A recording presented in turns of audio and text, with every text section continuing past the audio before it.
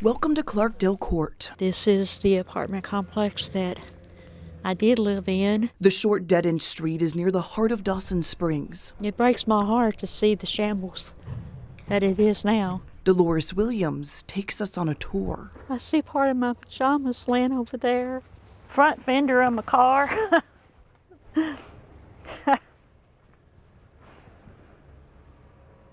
That's what's left. All that's left is a mound of memories.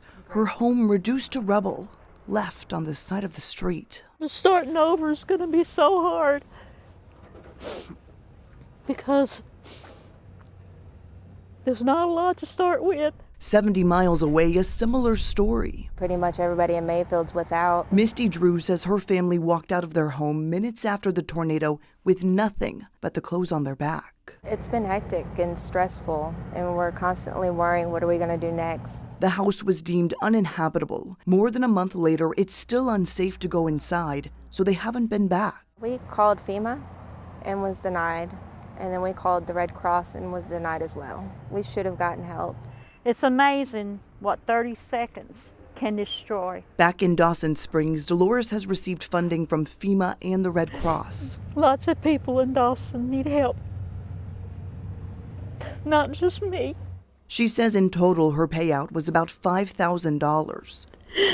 $5,000 to replace everything she owned. We as a community, we just like to know where the millions and millions of dollars have landed. I don't think that's an unfair question.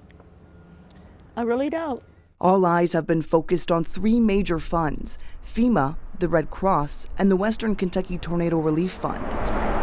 So that's where we started our quest to find out why so many feel forgotten. People are somewhat shocked that with so much money raised, not just with the Red Cross, of course, organizations across the board, that it can be difficult to find help. Why do you think that is? I think that, let me say it like this, there is a lot of help being offered. The executive director of the Western Kentucky chapter of the Red Cross agreed to answer that question. We always want to be very transparent with the donor dollars. So did FEMA. Everyone is here to help. We're not upset about the fact that people may be frustrated. And Governor Andy Beshear. We're just trying to do this in an organized way where we don't reinvent the wheel. All three promise transparency, something that starts with the numbers. The Western Kentucky Tornado Relief Fund has raised $41 million. So far, they say they've spent $770,000 on victims' funeral expenses. Beshear says additional spending, first for the uninsured, will take time. That's where the fear creeps in. There's certainly a fear of a lack of transparency, a fear that this money is not going to the tornado survivors. How will you make those records available throughout the process so the public doesn't have to wait years once all the money is spent to find out how it was spent? At any point, anybody wants to know about the expenditures we've made, they can find out quickly. But we're going to be providing updates. We're considering a website as well. His short-term suggestion: turn to FEMA or the Red Cross.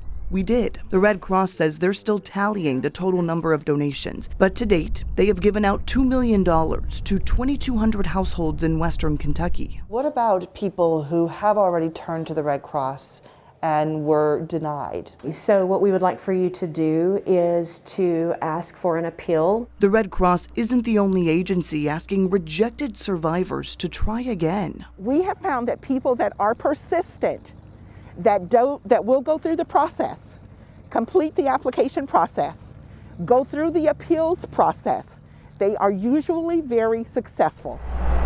FEMA has received 14,000 applications, 14,000 people begging for help. They wouldn't tell us how many have been approved or how many people are still waiting in limbo. When we're talking about this community and these families who have lost everything, do you feel like some of the frustration is warranted when it comes to getting denied initially and then being asked to appeal and just take time here? It's warranted.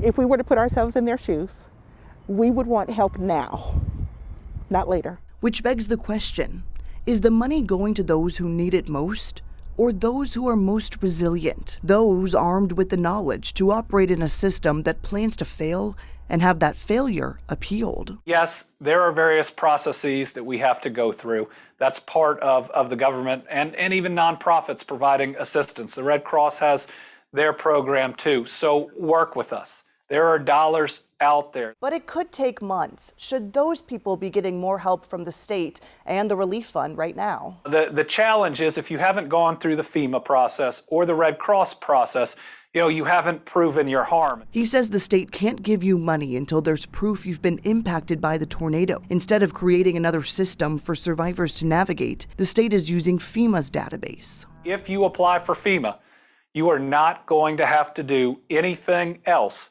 to get an award from the Team Western Kentucky Tornado Relief Fund. People like Dolores Williams in Dawson Springs I found my knife. say they've already done that. For now, people like Dolores just have to wait. Pray tomorrow that the day will be better. The sun's going to shine brighter. And there may be a song in your heart, a pep in your step again. That's what you hope for. And that hope will just have to be enough. That's it. In Western Kentucky, I'm Shay McAllister, WHAS 11 on your side.